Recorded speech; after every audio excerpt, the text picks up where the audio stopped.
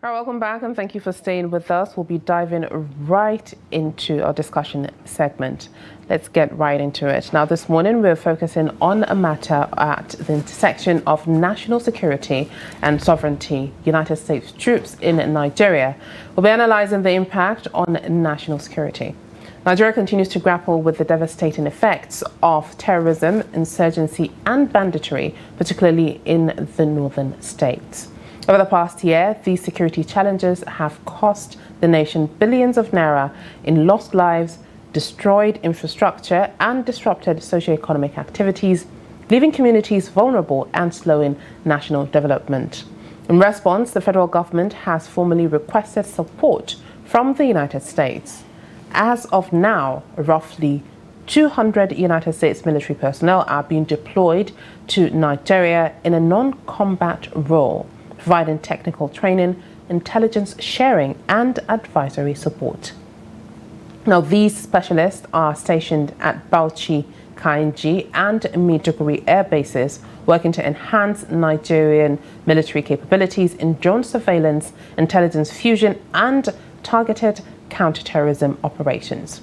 While proponents see this as a boost to capacity to tackle Boko Haram, ISWAP and other extremist groups, critics raise concerns about sovereignty, long-term dependency, and potential escalation of communal tensions.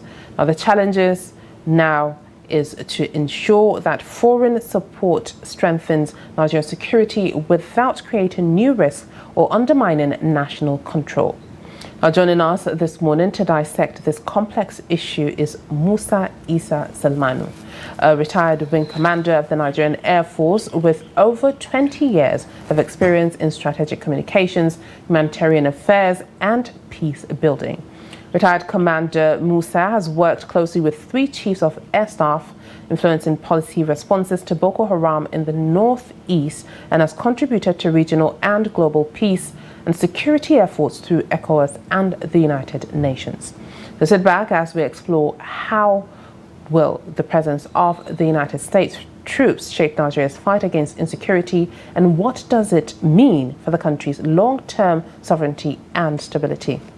Welcome and thank you for joining us this morning. Good morning. Thank you for coming. Thank you for having Absolutely. me. Now, to start, let us start with a little bit of a background. Can you give us an overview of what the country's security situation is, especially in the northeast and northwest? Well, as the situations in the northeast and northwest have been very fluid, ambiguous, and sometimes it escalates. Sometimes, so for the past since 2009 or thereabout, with the advent of Boko Haram, we've seen the situation escalate. Around 2014, we saw that a situation whereby there was Boko Haram holding a sort of territories and so on and so forth. Then we witnessed a kind of downward slope where there was improvement. So there has been that spiraling of violence up and down, and then it spills over to the northwest, where the challenges do different in the way they manifest. But if you look at the underlying issues, if you look at the consequences, if you look at the impact, you find out that they are almost the same. Civilians being the major targets of the insurgents, and displacements, and some kind of breakdown of law and order, breakdown of economic activities and livelihoods and so on. So that has been the nature of the situation, or the security situation in the northeast and the northwest. Now, looking at this particular situation, whereby we know that a lot of funds have been pumped in order for Nigeria to be secure, again, especially in the northeast and the northwest, and now we have United States troops filing in different aspects, in tactical support, in training, as well as other support. What do you think this would change for Nigeria, especially when it comes to insecurity?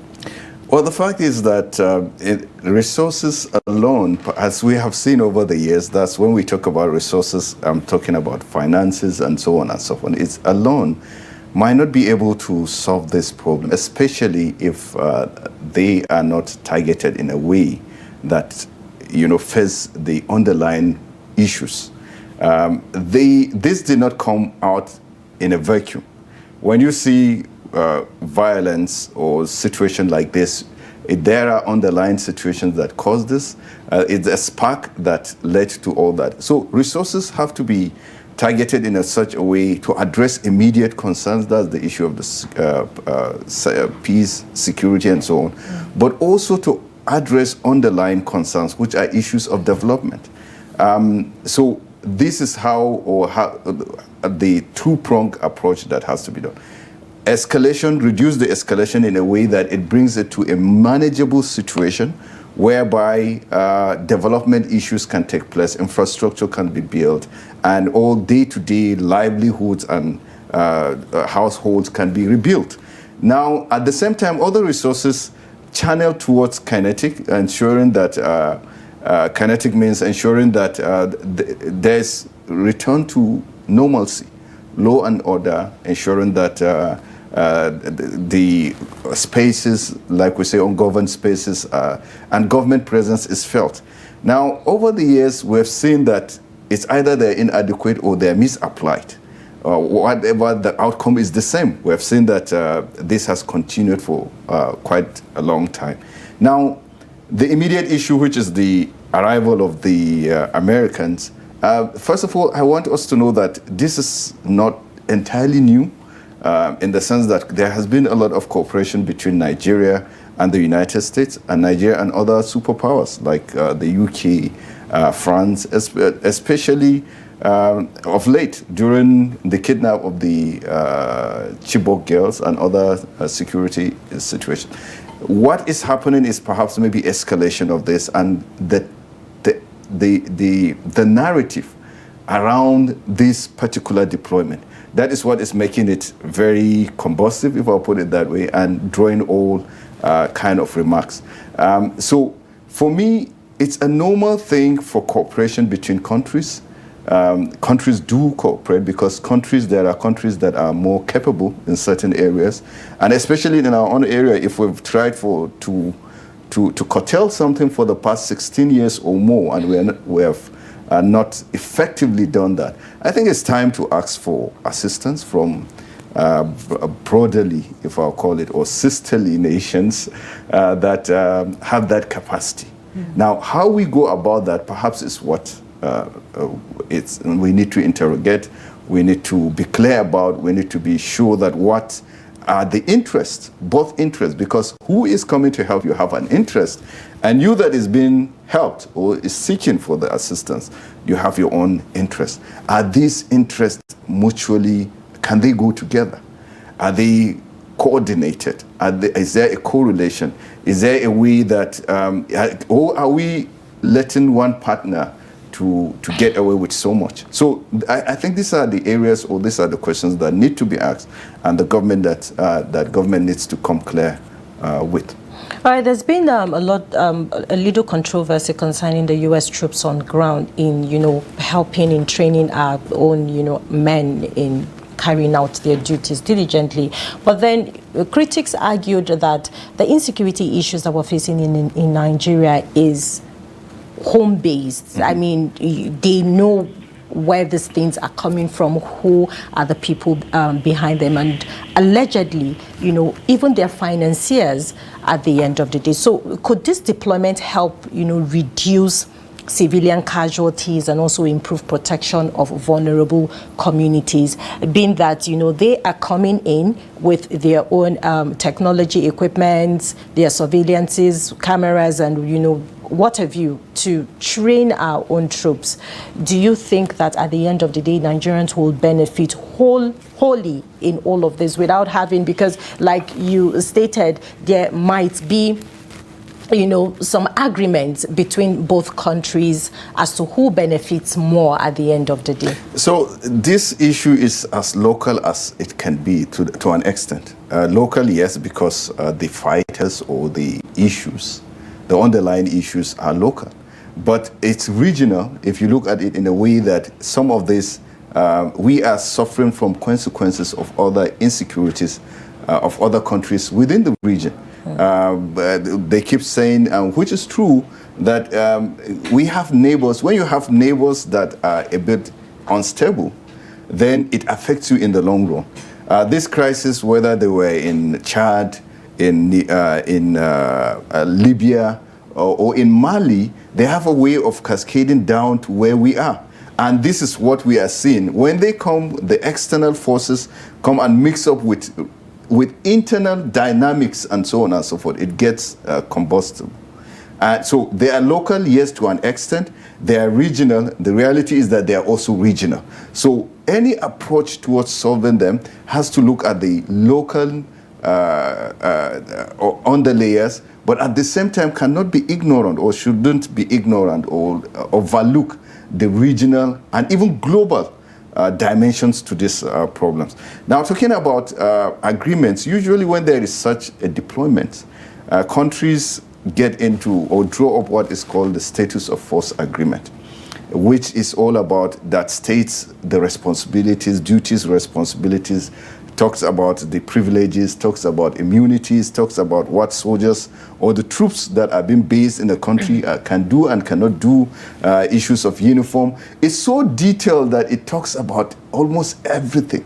Now, what matters is your ability to negotiate very well with the partner. And this is where it's very important. Our ability to negotiate, our ability to say this is what is acceptable, this is not what is acceptable, our ability to say, okay, this is how, looking deeply into our own interest, national interest, and saying that what do we actually want out of this. So before you get into any partnership, you have determined what is the expected outcome. What do I want out of this?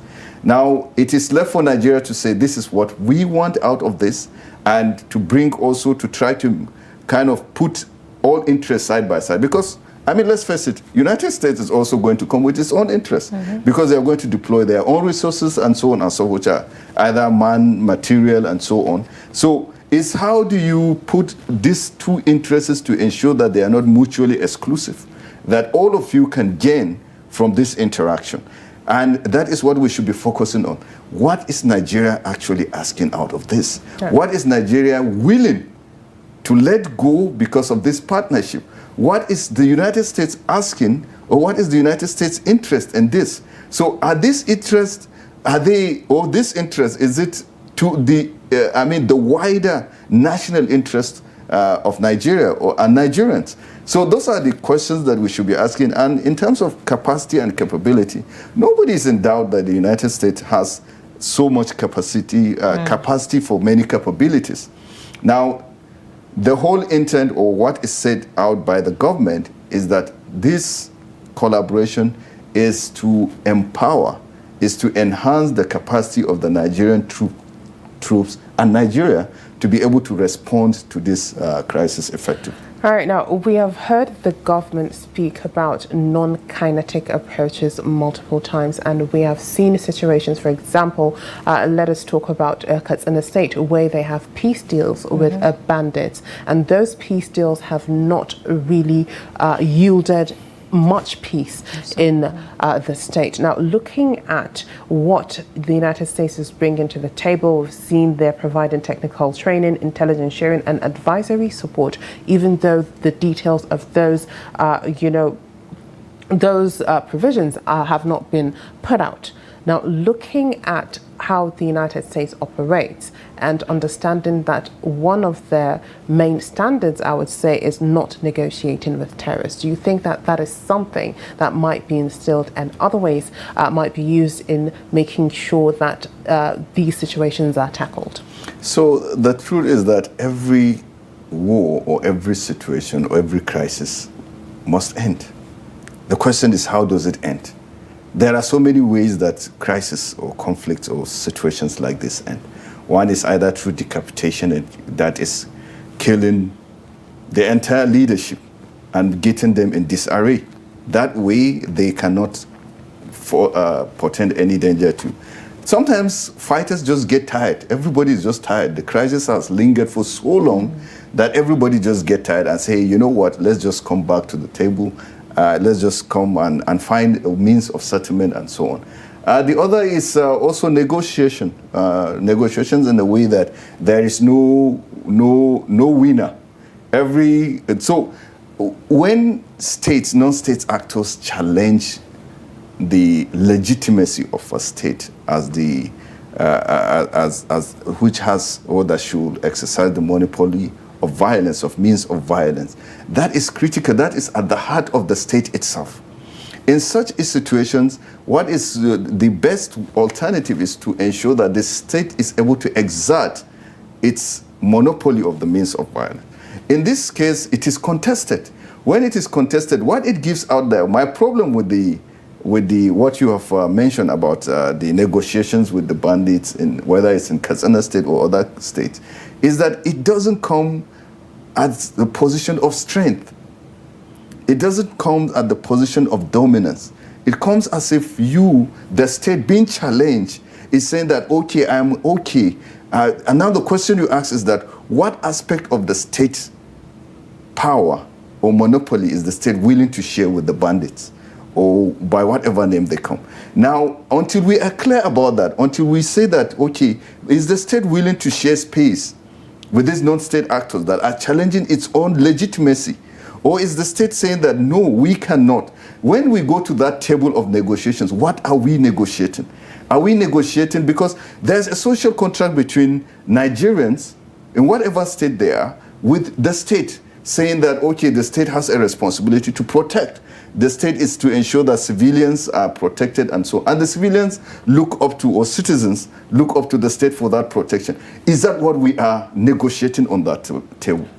So those are questions that have to be asked before we go to that negotiation. Now, coming back to if the Americans, their presence is going to ensure protection of civilians. Civilians are usually the target of insurgency or insurgents or this type of irregular warfare. But target by all means, by both the adversary or the insurgents and the government. Now the government's role is to protect, by the social contract to say the government to say, you are our citizens, we have a duty of care to protect you, and we are going to protect you. Now the bandits or the adversaries are saying that the government lacks the capacity to protect, and therefore we can attack at any time, at any place of our choosing. So it's a kind of narrative everybody trying to send his own. Now, if we have the type of weapons, for example, if we can get intelligence, Now, I wanted to come to that. What kind of intelligence or technical support and weapons do you think that this coming of the United States troops will do or will bring for Nigeria? You know, if you look at the nature of the warfare, it's not heavy. It's not about how heavy your equipment is, because the adversary is on bikes with AK-47s, and highest they have anti-aircraft guns and so on and so forth. They don't have air power, at least as we have seen, even though they use some, and they don't have heavy equipment. So if you are countering them, it's not really how heavy that does your equipment. It's your ability to disrupt. It's your ability to know, anticipate, project, and to know that this is what is likely to happen through intelligence gathering and so on, and be able to preempt and act and disrupt and ensure that they are not able to do what they want to do. Now, this is where intelligence comes. If you get real-time intelligence and you are able to piece all these patterns and so on together and be able to rightly get to their leadership and rightly get to anticipate what next they are going to do, the next thing is your ability to respond. And this is where sometimes this is lacking. Our ability to move to the press at the right time, position ourselves in the right place. Or when it happens, our ability to ensure that we respond timely and decisively is what I think is so important that we have to, if there's anything that we have to, is issue of mobility after getting the intelligence, ability to get there on time and to respond on time. All right, so Nigerians naturally expect visible results, being that, they have seen this, the coming of the U.S. troop. I mean, if this foreign assistance begins, people will want to see, fewer attacks almost immediately. Realistically, how soon can security improve in Nigeria? Well, realistically is that what we might see is ability to coordinate hits. You might, because, okay, this is how, just like everything, just like when you're trying to heal a wound, it gets so bad, so, bloody sometimes before it gets better. Now, what I anticipate, or what I would wish to see, is that because of improved intelligence gathering, we're able to know where they are, the leadership. We go after the leadership. We go after their supply chain, that's logistics, and ensure that we hit them in their bases. We hit them where they are still planning. We hit them where they are still meeting on what to do, so that they go in disarray. Now, when that hitting starts, of course, they are going to go in disarray. Like I said, it takes just 1, 2 to 10 people on a motorbike with AK-47, for example, to dislodge an entire community. You're going to see that. So the issues, they are very likely, when they are concentrated in a particular place, when they are hit, it might not kill all of them at the same time. So those splinters that go in all directions are likely, while they are going away, are going to hit villages and so on and so on. But our ability to follow through as they are going, you're picking one after the other. Now, I think sometimes the intent should not be to kill everybody, because you cannot kill yourself out of this. Now, but you should go after the major, that's in terms of financiers, the logisticians, the hierarchy. Try to identify the hierarchy and go after them. When you do that, then definitely you might have splinters that will go up, flare up a bit, but within time it's going to come down. All right, now at this point, do you see this as an opportunity for Nigeria to develop its own sustainable counterterrorism strategies using new skills and technologies that might have been brought? Nigeria does not lack counterterrorism strategy. We have them. I don't know the names, but I know they have. We've been having that being coordinated from the Office of the National Security Advisor. Nigerians as people are well read and well versed in terms of what needs to be done in counterterrorism. Sometimes it's coordination, sometimes there must be more will. Now, you can get all the equipment that you want, you can get all the intelligence that you want, and so on and so on, but there must be the will to fight. Because the equipment itself does not fight, right? So we have to get to a situation whereby that's all. The political class, the military leadership, and let me not just say only military, because it's a whole of government, the security apparatus, and even the citizens, to say that this is enough. How do we all come together and say that we are willing to get rid of this menace? And now, but then, to whom much is given, much is expected. Absolutely. That means the higher responsibility lies with the political leadership, because they have more. Now, not only to budget, to say we're releasing trillions and so on, to have oversight over those trillions that are being released, to have oversight over what everybody says. I mean, we have KPIs even in small organizations and so on. I say that this is what I'm going to do for the year. At the end of the year, have I done that? And that's the oversight. That's the issue of holding people accountable. If we send that, and this is a responsibility both for government and even citizens.